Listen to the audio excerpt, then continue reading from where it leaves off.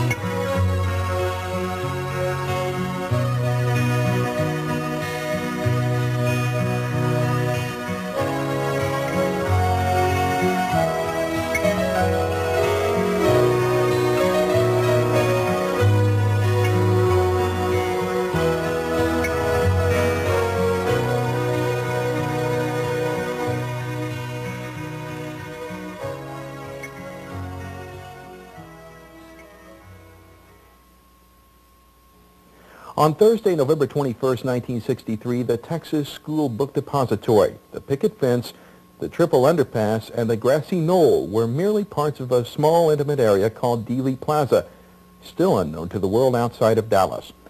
That evening, an unknown employee of the Texas School Book Depository, Lee Harvey Oswald, made arrangements with a fellow employee for a ride to Irving following work. Oswald was separated from his wife and living in this rooming house in Oak Cliff, a Dallas suburb. His wife, Marina, and their 2 daughters were staying with Ruth Payne at her home in Irving. Lee told his co-worker, Buell Wesley Frazier, that he needed to go to Irving that evening to pick up some curtain rods for his Oak Cliff rooming house. That night, Lee and Marina Oswald stayed at the Payne home in Irving. President Kennedy and his wife, Jackie, stayed at the Texas Hotel in Fort Worth. On the morning of November 22nd, Lee Oswald rode into Dallas with Buell Frazier. President Kennedy arrived at Dallas Love Field aboard Air Force One at 11:40 a.m. Dallas time. Coke Buchanan, Director of Communications at the JFK Assassination Information Center in Dallas, was at Love Field when President Kennedy arrived. On November 22nd, 1963, I was standing in a crowd at Love Field with other people, watching the President of the United States and his wife walk over to the fence to shake hands. I was fortunate enough to come within a few feet of him that day. Approximately 10 minutes after the arrival of Air Force One at Love Field, the motorcade began making its way toward downtown Dallas and history. Secret Service Agent William Greer was driving the limousine with Agent Roy Kellerman sitting beside him in the front seat. Behind them, in fold-down jump seats, sat Nellie Connolly and her husband, Texas Governor John Connally. In the rear seat was Jackie Kennedy and the President. Leaving Love Field, the motorcade made its way on Mockingbird Lane to Lemon Avenue. Followed by the Secret Service follow-up car, the presidential limousine proceeded on Lemon Avenue to Turtle Creek Boulevard and Cedar Springs Avenue. From Cedar Springs, the motorcade entered downtown Dallas on Harwood. A few blocks west of this point, the JFK Assassination Information Center is located on the third floor of the West End Marketplace. Open to the public 7 days a week, the center maintains a display section covering the major events and new developments concerning the assassination. The center also gathers information on all aspects of the murder of John F. Kennedy, which it makes available to researchers. In addition, the center is involved in several special events each year. In October of 1992, the National Historical Mint visited the center to display the gun used by Jack Ruby to kill Lee Harvey Oswald. Center guests and collectors were offered the chance to purchase one of the limited edition of bullets fired from Ruby's revolver. Fred Ehrlichman, Assistant Director of Marketing at the National Historical Mint, explained the markings on the gun to Robert Johnson of the Assassination Information Center. This is the gun that Jack Ruby used to slay Lee Harvey Oswald on November 24th, 1963. And this is the police tag, the ID tag. You can see that in there. There are a lot of interesting markings on the gun. For instance, this is from the ballistics test. MJ is Marvin Johnson, and LM is L. Montgomery. 12/30/63 is the date that the test was conducted by those two officers. What's that little chip on the end of the handle? The handle was chipped. We're not exactly sure when or how. We believe that when Ruby was wrestled down to the ground, that it happened at that time, but we haven't been able to absolutely verify that. And interesting, at that time, L.C. Graves, who's this guy up here in the black hat, is the man who grabbed the gun and made the arrest. His initials, if you look on the back in here, you see LCG 11/24/63. Back on this side, L79-237. That's the district attorney file number. What's the significance of the tag?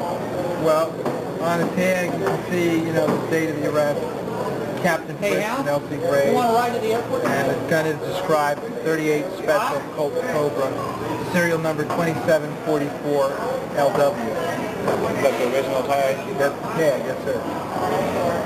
If you look up here on the chamber to the arrow, that's where it was marked by the police, the chamber that actually fired the round. There are also a series of markings underneath the trigger guard. Captain Fritz has got his initials. It's hard to see in this particular display. Are these guns still being manufactured? No, I don't believe so. In fact, the bullets are no longer manufactured. Were by Remington, and they're no longer made. The center also participated in the Assassination Symposium held in Dallas in October. Larry Howard, founder and director of the JFK Assassination Information Center, made the arrangements for the symposium finale.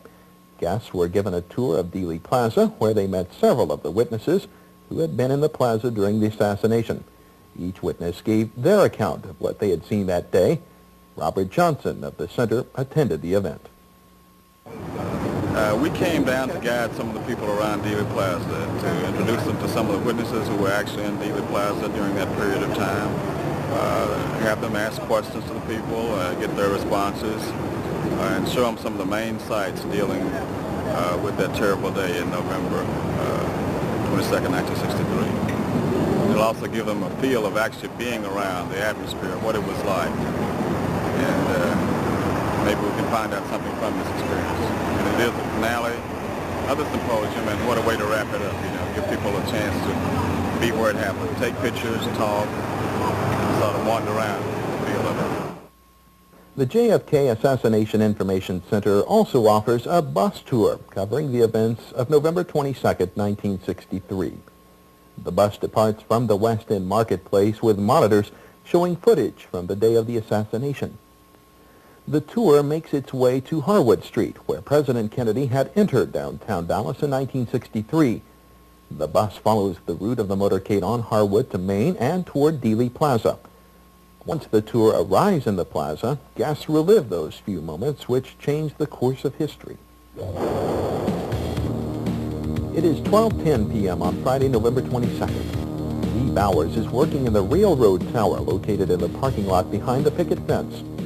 He looks out the window and notices a blue and white Oldsmobile with out-of-state license plates. He watches as the car slowly circles in front of the tower and leaves the parking lot area. Carolyn Arnold notices Lee Harvey Oswald alone in the second-floor lunchroom of the Texas School Book Depository. The time is 12:15. Bonnie Ray Williams, a book depository employee, leaves his partly eaten lunch on the 6th floor and joins co-workers on the 5th floor. Outside on the sidewalk near Elm and Houston Streets, an ambulance arrives to pick up an epileptic who has had a seizure. Is it truly a seizure or a planned diversion to allow assassins to move into the book depository building? Okay, I was working for O'Neill Funeral Home on the day the president was assassinated. We were up on Hardwood Street, waiting for the motorcade to go by when we got the call on an epileptic seizure at Elm in Houston, across from the county jail, which is this building right directly behind you. And we proceeded on up Elm Street here. We turned on Elm on to Houston. There was already a police officer here, and the guy was laying on the ground. He had a small skin spot on his head. There was no epilepsy, no seizure whatsoever. We couldn't tell, but due to the fact that he had a head injury, we went on ahead and loaded him in the ambulance and took him out to Parkland Hospital. A high school student, Arnold Rowland, is on the east side of Houston Street near Main. He glances toward the depository and sees two men on the 6th floor. One man has a rifle and is at the west end of the building. The other, a dark-complected man, is at the east end. Lee Bowers glances out the window of the railroad tower at 12:20. He watches as a black 1957 Ford with Texas plates enters the parking lot. The driver appears to be talking into a microphone. Abraham Zapruder positions himself on a concrete pedestal from where he will be able to film the motorcade as it passes. Okay, hi, I'm Marilyn Sitzman. At the time of the assassination, I was Mr. Zapruder's secretary. We were standing here. He was filming the motorcade. I was standing behind him, holding on to him because he had there. Somewhere in the motorcade, a motorcycle officer's microphone sticks open. Only calls from units much closer to the dispatcher can get through on channel 1 of 2 channels being used. Lee Bowers notices a third car entering the parking lot area, a muddy white Chevrolet Impala with license plates similar to the first car, circles the area slowly and starts back toward the school book depository. He loses sight of the car.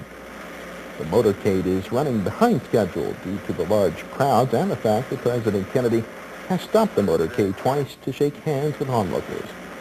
Seconds before 12:30, the motorcade enters the plaza. The long blue Lincoln passes several deputies who are standing on the sidewalk in front of the sheriff's office. They've been ordered not to take part in security for the president. The clock on top of the depository reads 12:30. President Kennedy's limousine slows to 7 miles per hour to make the sharp turn from Houston onto Elm Street. Abraham Zapruder begins filming the motorcade. The first shot is fired from the school book depository. The gun misfires and the bullet strikes the president in the back. Most witnesses believe this shot is a firecracker or a backfire. The 6th floor assassin reloads and fires a second shot. This shot hits a tree branch between the assassin and the president. It ricochets across the plaza, striking the curb on the south side of Elm Street. Bystander James Tague is cut on the face by a flying piece of concrete. On the north side of Elm Street, the only person in the plaza with an open umbrella pumps the umbrella into the air. A third shot is fired from in front of the motorcade and hits John Kennedy in the throat. A dark-complected man standing a few feet from the man with the umbrella raises his fist in the air. A shooter on top of the records building fires into the limousine. The bullet strikes Governor Connolly in the back and exits through his chest. Secret Service agent John Reddy jumps off of the follow-up car and starts toward the presidential limousine. Emory Roberts, special agent in charge of the follow-up car, doesn't believe Reddy can make it to the limousine and calls him back. Limousine driver William Greer sees people on the overpass and believes he is driving directly into the ambush. He slows the car down, causing the follow-up car to nearly collide with the limousine. A fifth shot is fired. This shot is from the depository building and misses the motorcade entirely, striking the grass on the south side of Elm Street. The gunman behind the picket fence takes aim for the sixth and final shot. Gene Hill sees the flash of the muzzle. Marilyn Tickman watches as the shot hits President Kennedy in the head. As the car came down, the last shot hit him almost directly in front of us. There was a loud noise like a gunshot, and about that time the president goes back up against the street like this, and the whole back of his head flies out the back of the limousine. It was like somebody took a bucket of blood and threw it out the back of his head. The last shot hitting us right in front of him, I saw Kennedy's head open up and his gray matter come out. Motorcycle officer Bobby Hargis, riding to the left and rear of President Kennedy's car, is splattered with blood and brains with such force that he believes he has been shot. Jackie Kennedy climbs onto the rear of the limousine to retrieve a part of the president's skull as Secret Service agent Clint Hill races toward the car. He climbs onto the trunk just as the limousine accelerates toward the triple underpass. Deaf-mute Ed Hoffman sees the gunman behind the fence run toward the railroad bridge and toss the rifle to another man who disassembles the gun, puts it into a brown bag, and walks off through the parking lot. J.C. Price, watching from the top of the Terminal Annex building, notices a man behind the picket fence running toward a group of parked cars. Police officer Joe Smith runs into the parking lot area and encounters a man who shows him Secret Service credentials. Except for the agents in the motorcade, there are no Secret Service personnel in Dealey Plaza. Several of the railroad workers run around behind the fence and find muddy footprints and cigarette butts where they had seen a puff of smoke coming from. Gene Hill watches as a man fitting the description of Jack Ruby runs from near the front of the depository toward the parking lot. Many of the witnesses rush up the steps leading from Elm Street to the parking lot. The man with the umbrella sits down on the curb on Elm and watches the crowd. The umbrella is now closed. The dark-complected man walks over and sits down beside him. Many of the witnesses here will later recall that time stood still. As the echoes of the final shot reverberated through Dealey Plaza, the motorcade raced through the triple underpass onto Stemmons Freeway and toward Parkland Hospital. Dr. Robert Shaw remembers the scene as the motorcade reached Parkland. I was at a meeting that was held about 11 o'clock at a nearby hospital, and the meeting was over, and I stopped at a children's hospital which was close by to see a child that I had operated on 3 days before. Then got out and got in my car, intending to go to first to my office and then to have lunch. As I drove along, I came to the place where the road intersected the Industrial Boulevard, and there some police were standing, and they stopped the traffic and allowed one car to go through. Now, this car was a large limousine. It had a driver, but I couldn't see anybody else in the car. And so it stopped, and they let this car go through, and by that time we were in sight of Parkland Hospital. I followed on and parked my car to go into the office building, which is adjacent to Parkland Hospital. 2 students joined 2 other students. They had just come over from Parkland Hospital, and they said, "The president has been brought in dead on arrival at the emergency room." And these fellows said, "You're kidding." "No, we're not." And says, "Governor Conley has been shot in the chest." Well, that was my signal, since I was head of thoracic surgery at the medical school, to turn around and go back to the emergency room. So I arrived there perhaps 5 to 10 minutes after the limousines had arrived there, because I saw the limousine go and I followed the limousine. So it was a very short time limit. At the emergency entrance to Parkland, Governor Connolly made an effort to get out of the limousine, but slumped back into the car. He was picked up and placed on a stretcher and wheeled into the hospital, down the long corridor, and into Trauma Room 2. Outside, Clint Hill had removed his coat and covered President Kennedy's head. 3 more agents placed the president on a stretcher. He was then taken inside and taken to Trauma Room 1. While 12 doctors worked frantically to save the life of President Kennedy, Dr. Robert Shaw was one of the team of doctors who worked on Texas Governor John Connolly.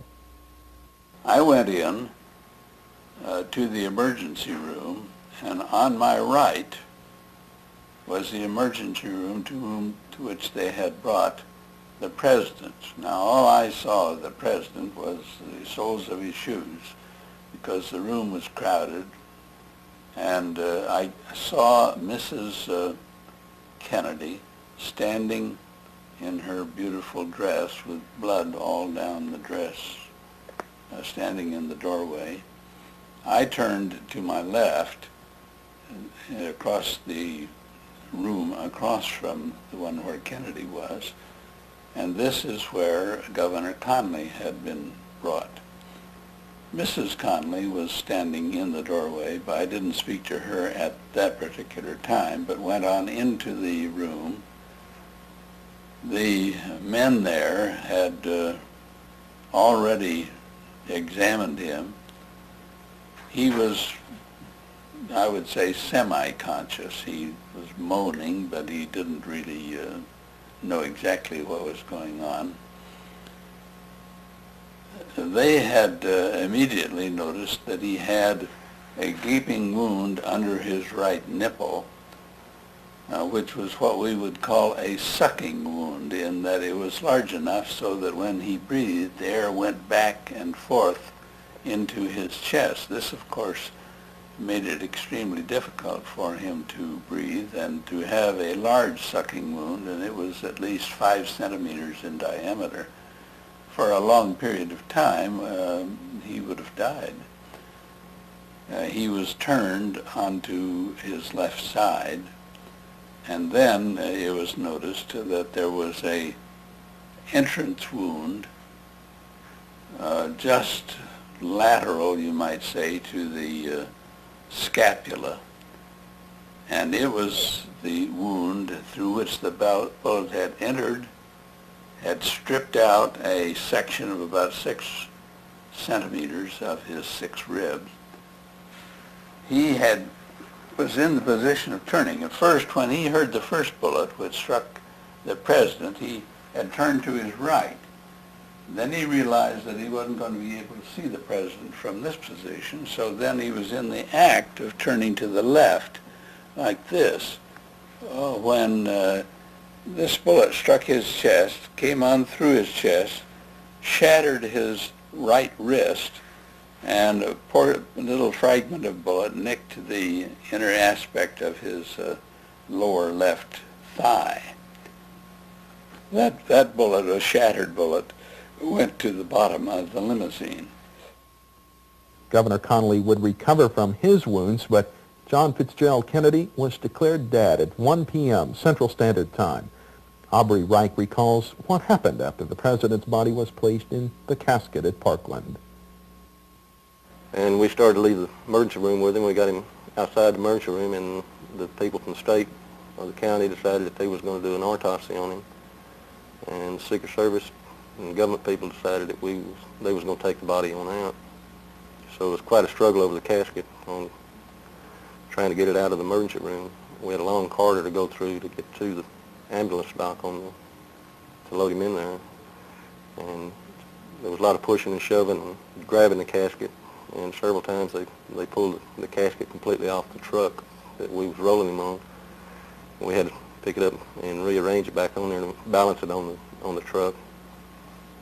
Miss Kennedy was walking behind the casket, had her hand on it at the foot section. We was taking him out head first, and there was a crucifix placed on the casket, metal crucifix, and had a magnet on the back to keep it on there. And there was so much pulling and shoving on the casket that I had to hold a crucifix on there to keep it from sliding off. Finally, the casket was removed from Parkland and driven to Love Field to be flown back to Washington on Air Force One. Before the plane left Love Field with the body of the president, the Dallas police were holding the man they would later charge in the assassination. Lee Harvey Oswald had been inside the Texas School Book Depository during the shooting, but was he in the southeast corner window on the 6th floor? According to the Warren Commission, Oswald had gone to the 6th floor, assembled his rifle, and stacked 32 cartons of books weighing 50 pounds each into a barrier standing 5 1/2 feet high, all without being heard by the employees only 1 floor beneath him. The same employees who would hear the bolt action of the rifle and the shells hitting the floor with the sound of gunshots, reverberations, and motorcycle engines on the street only 50 feet below them. According to the commission, this lone assassin then watched as the presidential limousine came directly toward him and passed within 60 feet of him without firing a shot.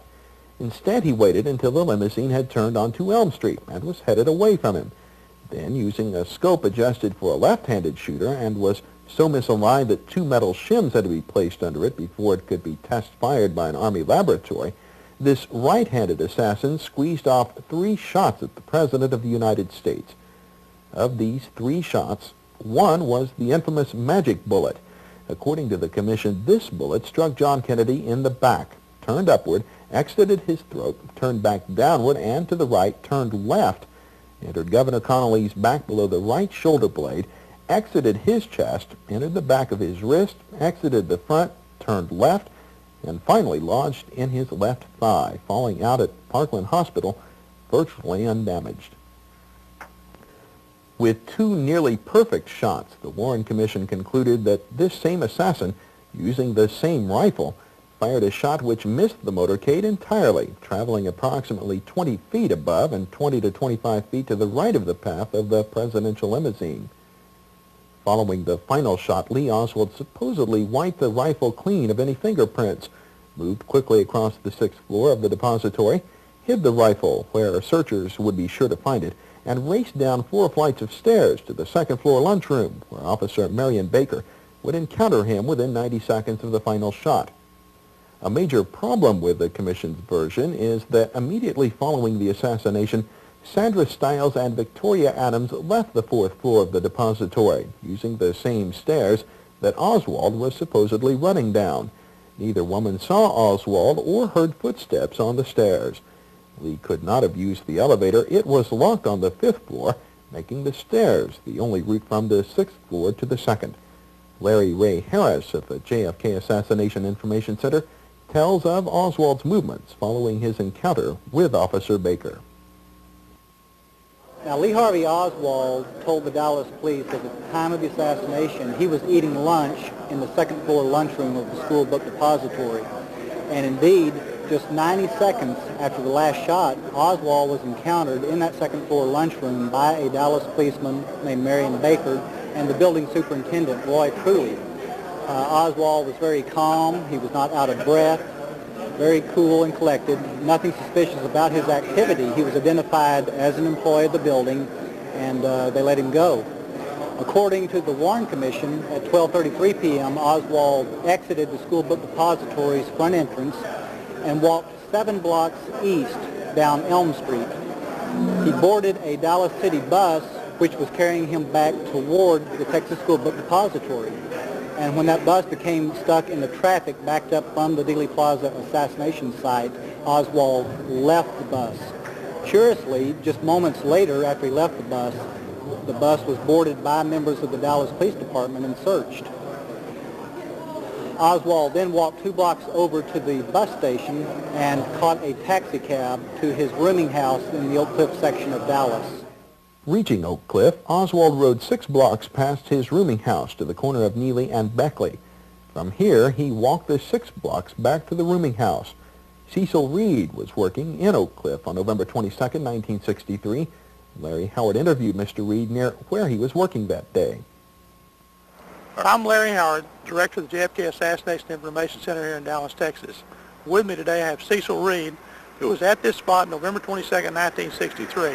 First of all, Cecil, let me ask you, has anybody else ever talked to you about this case? No. The Warren Commission, the House Select Committee? No one. Would you tell us what you saw that day? Well, I was standing beside an auto transport right here on this lot, and a yellow cab came down Beckley this direction and pulled up here right at this driveway.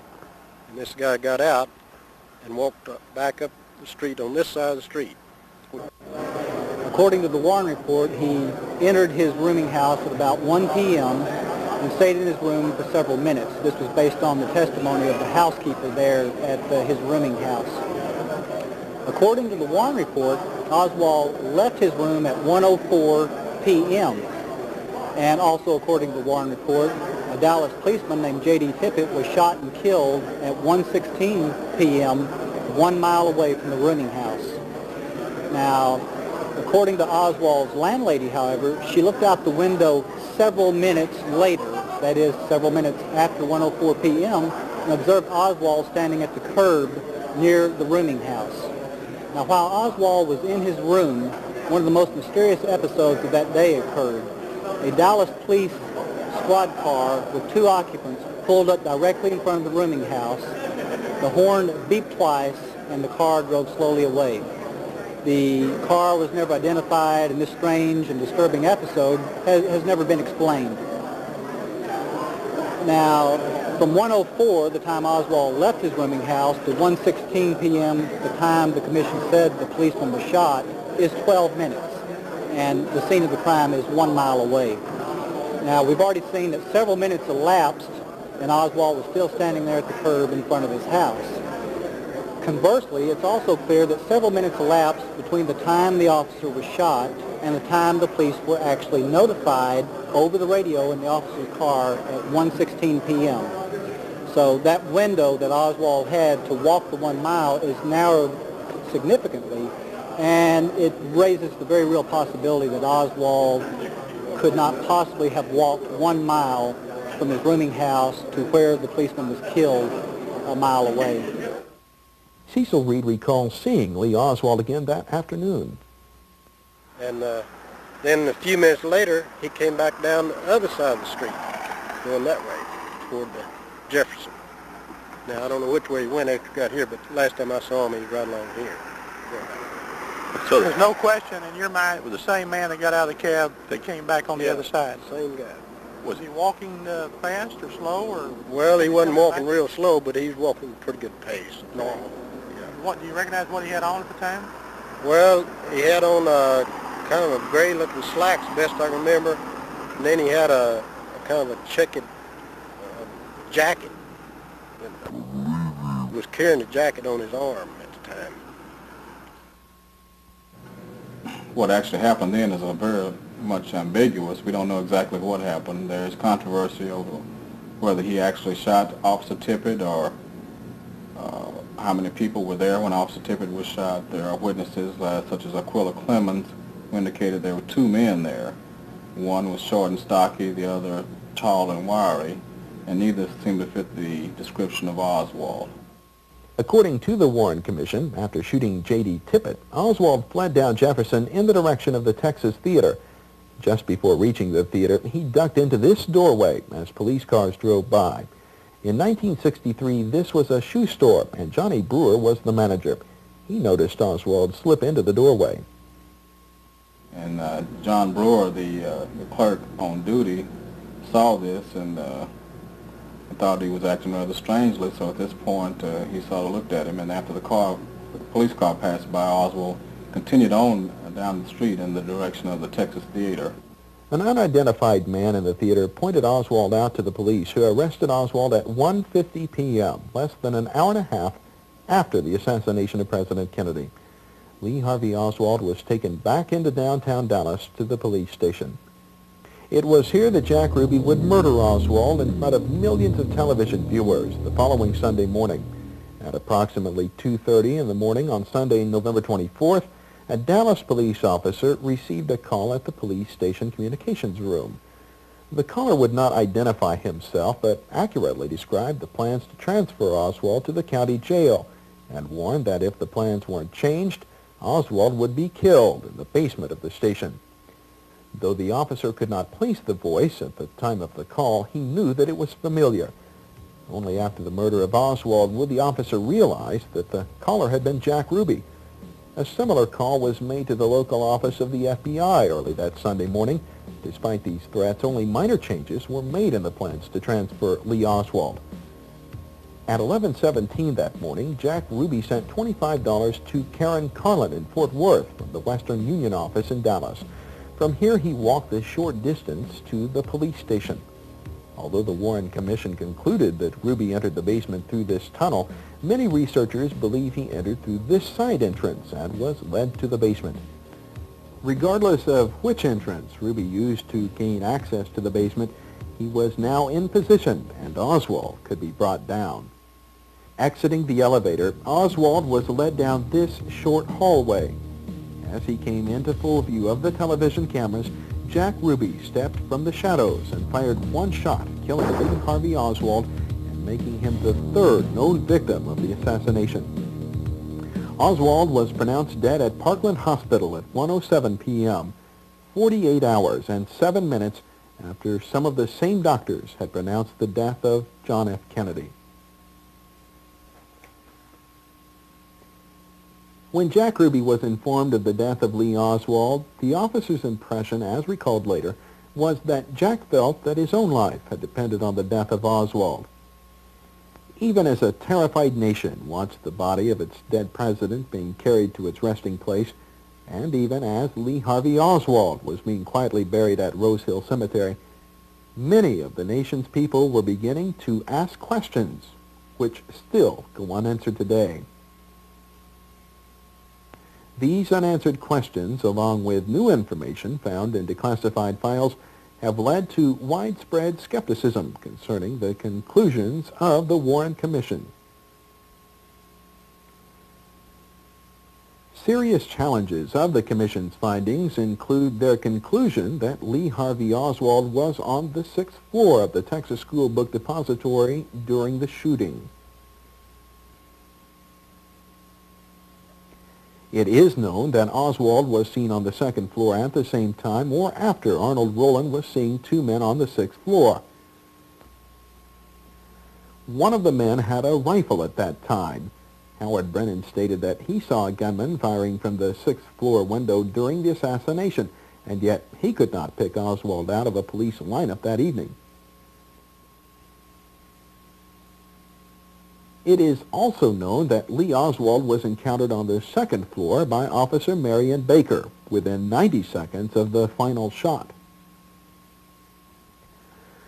Two photographs, one taken at approximately 15 seconds after the shooting and one taken between 30 seconds and 2 minutes after the last shot, show clearly that the boxes in the southeast corner window were rearranged in the time span between the times when the photographs were taken.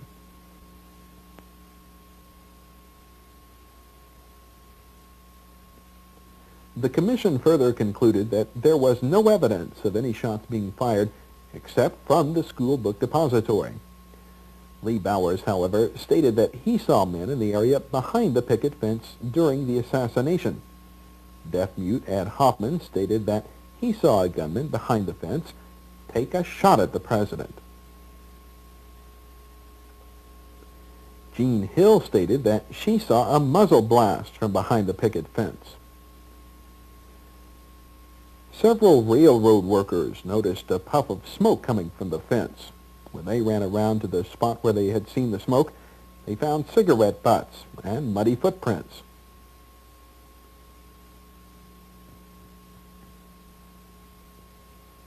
The Warren Commission concluded that there were only 3 shots fired. This was based primarily on finding 3 shells on the 6th floor of the depository. Yet the lip on one of the shells was dented and could not have fired a bullet in the condition in which it was found. Further, the recording made at the police station due to an officer's microphone being stuck open in the motorcade indicated that from 4 to 9 shots may have been fired. Perhaps the most widely rejected conclusion of the Warren Commission is that 1 bullet went through both President Kennedy and Governor Connally. Like the majority of Americans, Governor Connally never believed he was hit by the same bullet that hit John Kennedy.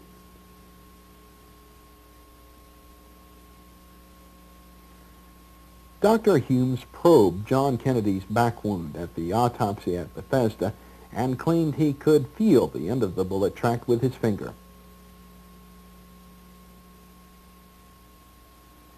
Finally, the majority of medical personnel at Parkland who viewed the throat wound of the president felt that it was an entrance wound.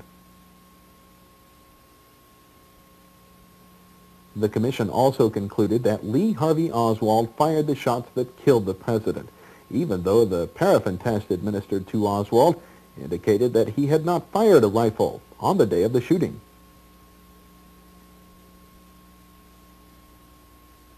The Warren Commission found that Lee Oswald had also killed police officer J.D. Tippit. At the scene of the crime, however, Officer Gerald Hill radioed that shells at the scene indicated that an automatic pistol had been used. Oswald was arrested with a revolver.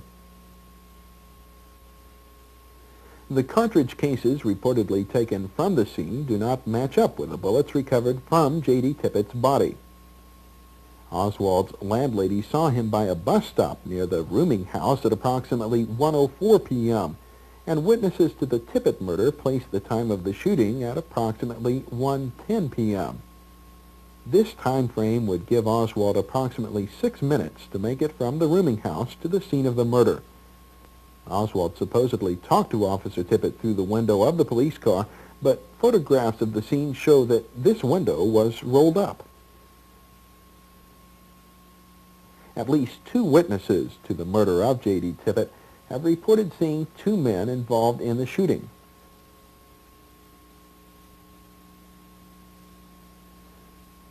Finally, the Warren Commission concluded that Jack Ruby's killing of Lee Harvey Oswald was not part of any conspiracy. However, Jack Ruby implied that it was, and asked several times to be removed from Dallas and taken to Washington to testify. Ruby, however, was never removed from Dallas and died without ever revealing his real motive for silencing Oswald.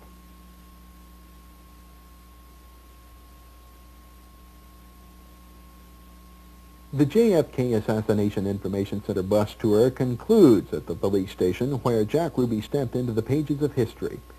As the bus makes its way back toward the West End Marketplace, guests ponder the still unanswered questions.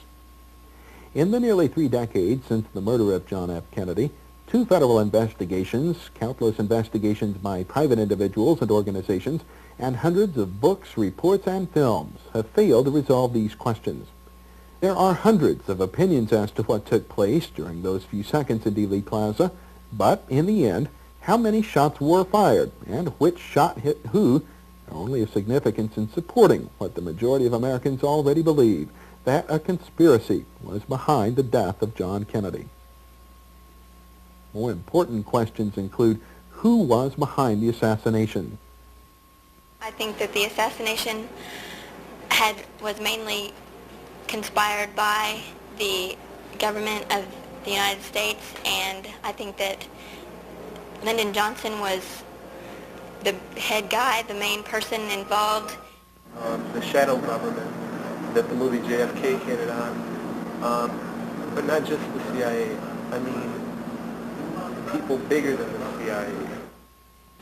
I have a feeling it was CIA and Mafia combined together to do this.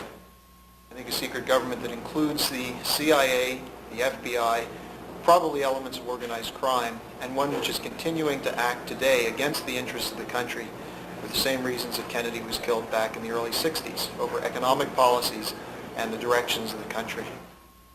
In order to prevent assassinations of future presidents, we must understand the forces behind the assassination. And how can we ever get to the truth? I think it's absolutely critical that the files be released, that all the files be brought out, because my biggest concern is that there's been a continuity of activity by a secret government. I think now where we need to be moving to is to a special prosecutor or something along those lines, where somebody with some legal authority, with the ability to subpoena people who can actually cause something to happen under testimony, under oath, to try to bring some of these things together and bring it out into the public light in such a way that we can actually get to the bottom of it and let things fall where they may. On November 22, 1963, John Fitzgerald Kennedy became the fourth U.S. president to be assassinated. Nearly 30 years later, why do we still care? Well, just like I used to think, I'm not so sure anymore, I was down here to do what everybody else was, to get a look at the president, the most charismatic man we've ever had in office, and someone that I loved and adored very much, had supported to become president. Even though I was not old enough to vote, I drove people to the polls to vote when he was elected. I just got my driver's license.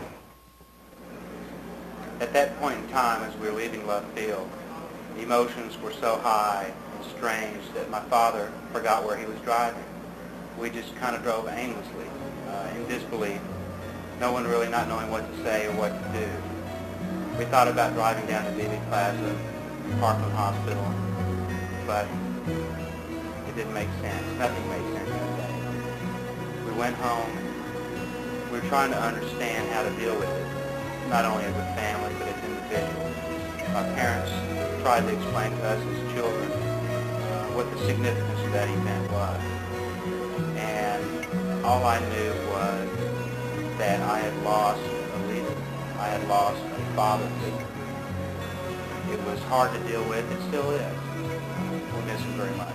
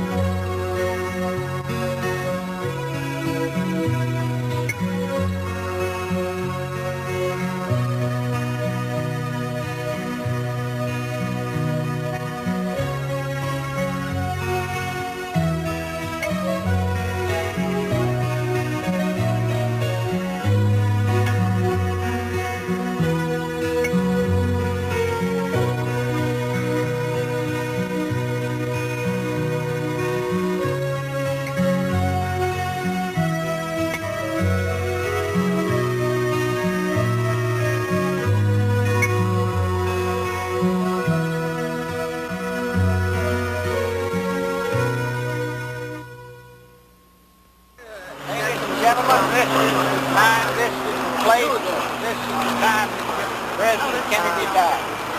We ask to honor him by one moment of silence beginning right now.